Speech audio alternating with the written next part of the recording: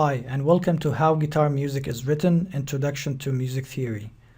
This is where most of the people are scared or afraid to learn any music instrument because they don't want to learn how to read music. In fact, I was hesitated myself in the beginning to learn the music theory or the how to read the notation. But as it turned out, it's not that hard if you understand it. So I will do my best to make this as simple as possible. There's a lot of things I'm not going to mention yet. And there's a lot of things I won't mention because you don't need to know it as music theory. So we'll focus on the minimum that will allow you to learn how to play guitar well. Okay, so let's start. So how do we write music?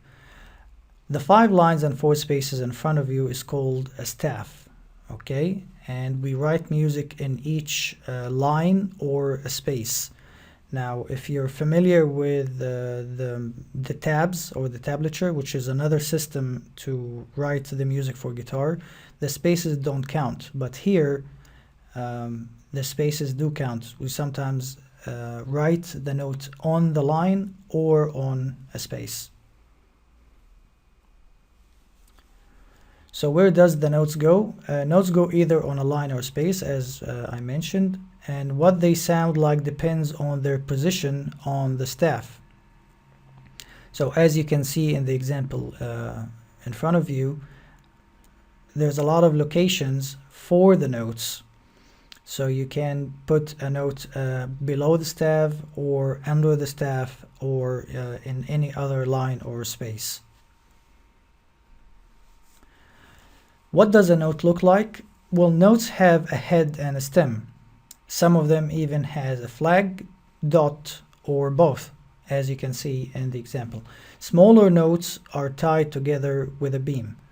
So basically we have a note head, and this is where it counts when it comes to the line or space, meaning we don't care about the stem that much. Sometimes the stem goes up, sometimes it goes down. What's important is the location of the head of the note. Smaller notes in value, as we're going to learn in a moment, they have a flag, okay? And to make it a little bit easier to read, sometimes the smaller notes are tied together with this beam, as you can see, the line, the horizontal line. What is that symbol? The symbol at the start is called a clef, and this one is called triple clef or G clef. Basically, this is actually one of the most famous symbol when it comes to music, the G clef or the triple clef. This is because the line at which we start drawing is G. This is why we call it a G clef. So why we call it a triple clef? Well, basically because it's responsible for the notes that's on the right hand of the piano.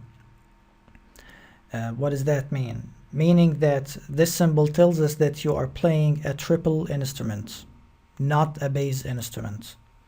Okay, and let's just leave it at that.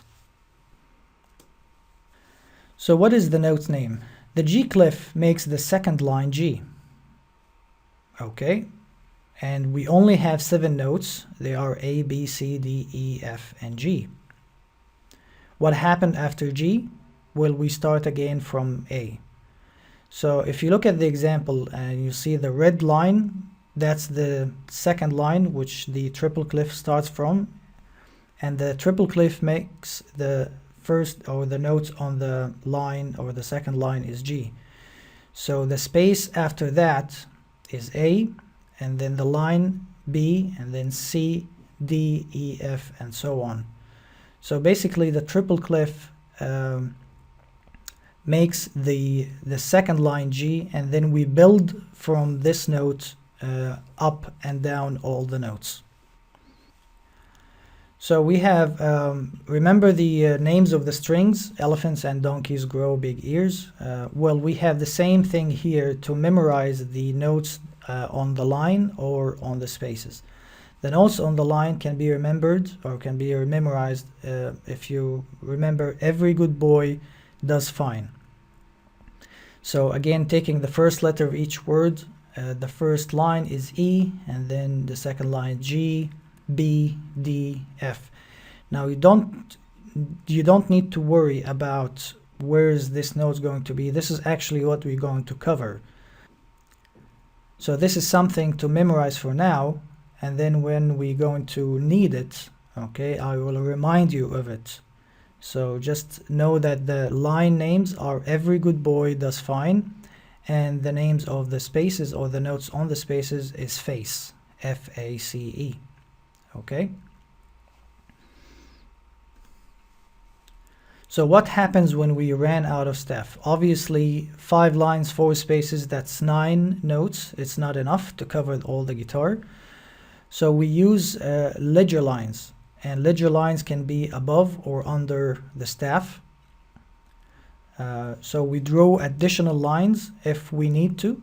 Okay, they don't have to be there all the time. We just add it if we need to.